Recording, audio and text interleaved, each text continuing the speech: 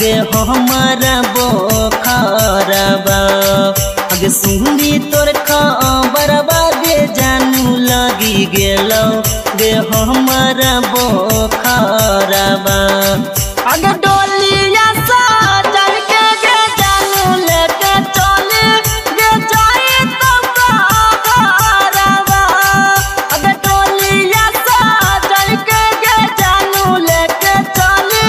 गे जाए तो कहरबा आगे के करा से कहबै गे जानू अपन दिला बाके समाचारबा आगे के करा से कहबै गे जानू अपन दिला बाके समाचारबा आगे डोलिया सजल के गे जानू लेके चले गे जाए तो कहरबा आगे डोलिया सजल के गे जानू लेके चले गे जाए तो कहरबा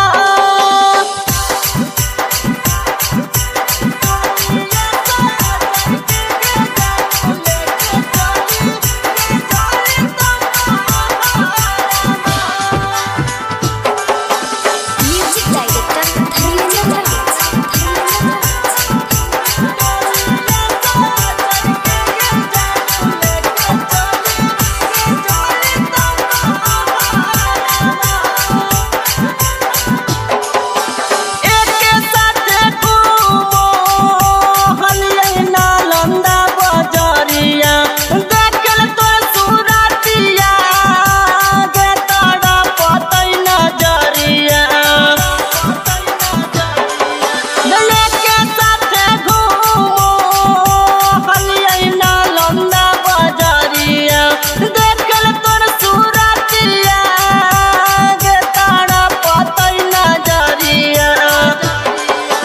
बहड़ी कानन कनबौगे जानू जखनी पड़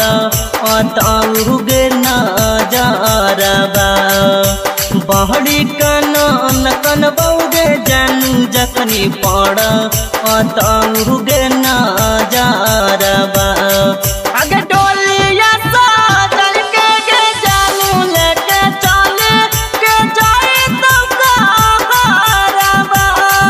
आगे डोलिया सजल के गे जानू लेके चले गे जाए तो कहरबा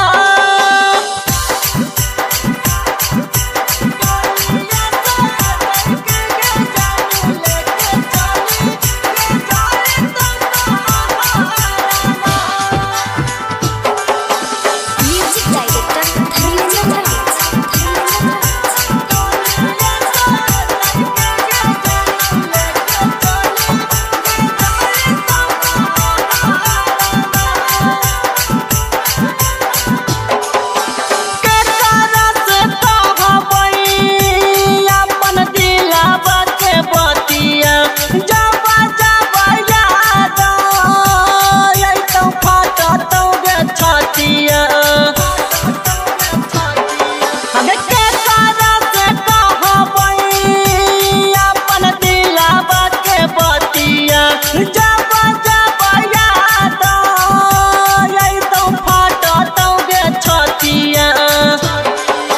रोहित के साथे गे जानू तोर बन होइतो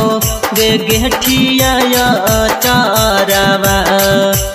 अंकित के साथे गे जानू तोर बन होइतो